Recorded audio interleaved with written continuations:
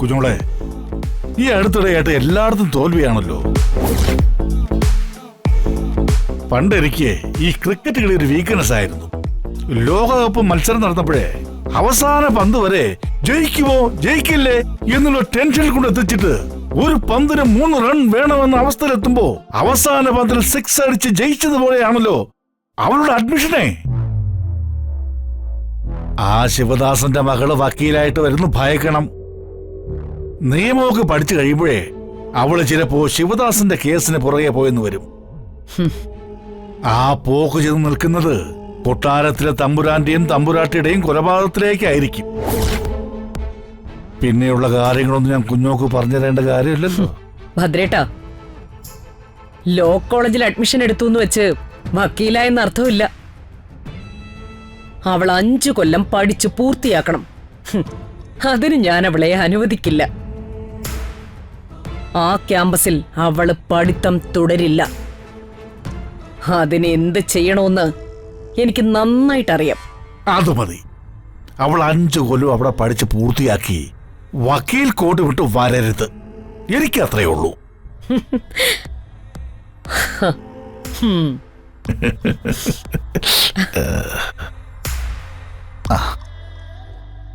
ഇങ്ങോട്ട് അളിയൻ വരുന്നുണ്ട്.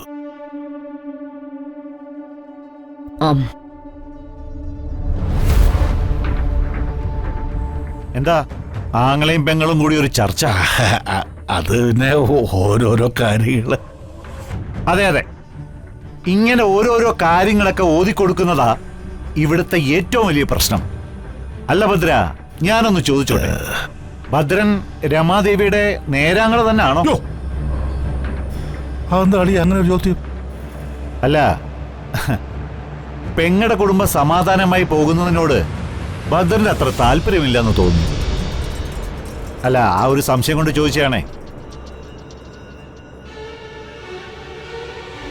അല്ലെങ്കിൽ എനിക്കിത് വേണം അളിയ.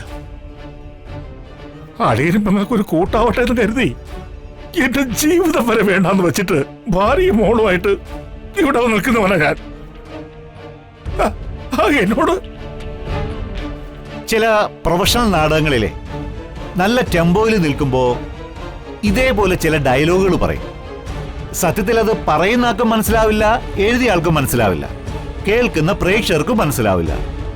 ഇതേ അതുപോലൊരു സാധനം.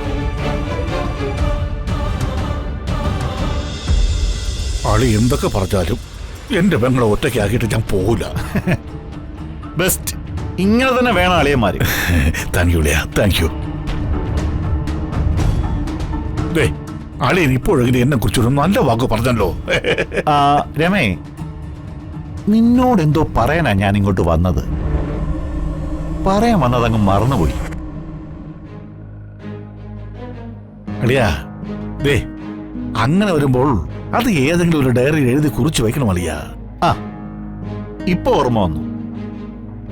നീ ചെയ്ത തെറ്റുകൾക്ക് ശിക്ഷ നൽകാനായി കാലം നിനക്ക് കാത്തുവെച്ചതാ ചിന്നുനെ.